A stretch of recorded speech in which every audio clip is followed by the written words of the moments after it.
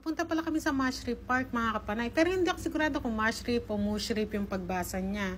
Ayan, pakita ko lang yung daan. Ang ganda-ganda ng daan, ano. Tapos sa kilid niyan, ay ang daming kamatsili talaga. Ibig-ibig ko pahinto sa asawa kay kaso hindi ko lang abot eh. Andito na pala kami sa loob at sobrang lawak nga nitong park na ito. Ang binayaran pala namin ay 10 dirhams. Depende sa sasakyan kung magkano. Tapos hindi sila tumatanggap ng cash, card lang daw. Magkakalapit lang pala park na ito, yung Safari Park at saka Crocodile Park. Talagang ang punta namin ay sa Crocodile Park sana. Kaso nga lang ay sobrang mahal ng ticket. Kaya ay wag na doon tayo sa mura-mura. Tapos dito nga kami nagpunta kasi nga yan, pagsiswimmingin namin mga bata. Hindi na lang ako pumasok sa loob, sila na lang mag-aama nag-swimming. Kasi nga magkahiwalay yung mga babae at sa lalaki. Si Mariam gusto rin sumama sa papa niya. Mag-isa ako sa pambabae. Sabi ko, hindi rin naman ako maliligo. Kaya dito na lang ako sa labas. May bayad din dyan sa, sa swimming pool.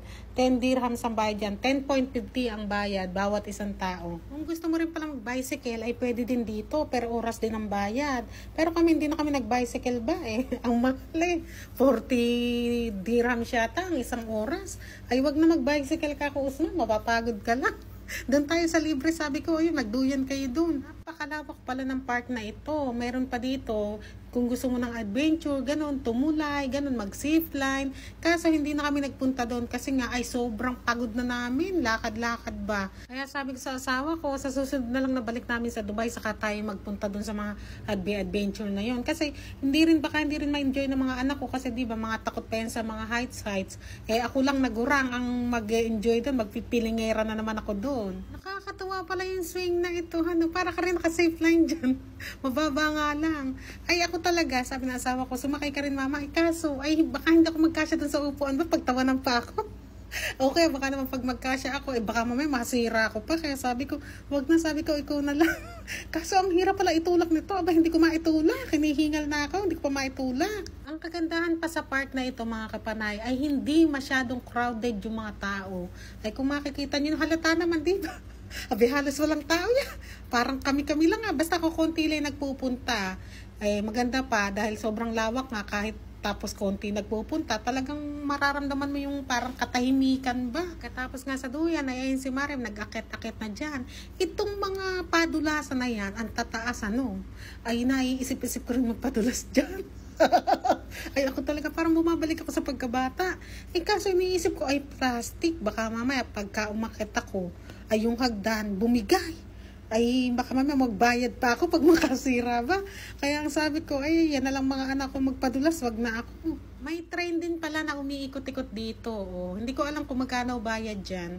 Naiwan na naman pala ako dito sa damuhan at yung mga anak ko nga gusto to sumakay sa Ferris wheel na maliit na yan.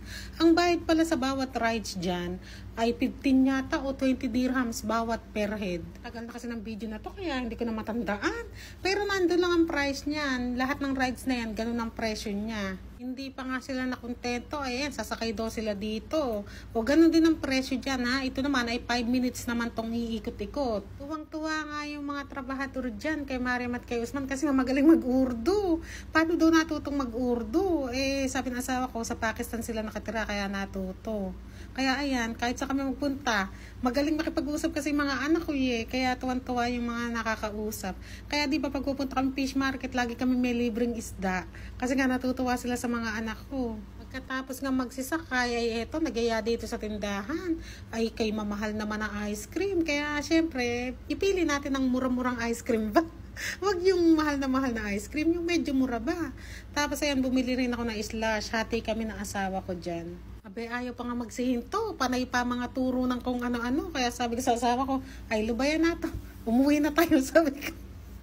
At hindi titigil yung mga anak ko ng katuturo. Kaya sabi ko, tara na, umuwi na tayo. Habang pauwi na nga kami, sabi ko magbibideo ko. Si Mariam, nadidiwara na, sabi sa akin, parang video-video na lang daw. Kaya tignan nyo naman, ayaw niyang tumingin sa camera. Hanggat kaya niya, hindi titingin talaga yan.